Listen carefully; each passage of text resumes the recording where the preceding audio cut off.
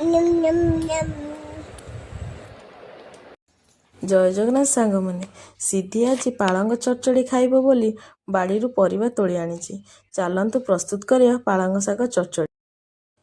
प्रथमे साग को भल भाव धोई काटी नेबा एवं बैगण बोइतिकखारु आलू गाजर छोट छोट करी काटी नेबा।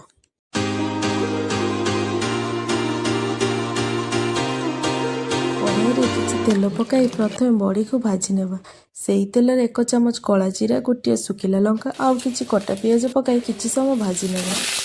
तापरे कटा जाइथिबा परिबा को सेथिरे पकाई 1 चामच हळदी गुंड 1 चामच लूण पकाई गोळाई नेबा एवं 5 मिनिट लो फ्लेम रे ढाकणा देई सिझिबाकू छाडी देबा। परिबा गुड़िक सिझी गले सेथिरे साग को पकाई 2 मिनिट पई ढाकणा देई सिझिबाकू छाडी देबा। ढाकणा काढी कि सागटी को चटई नेबा।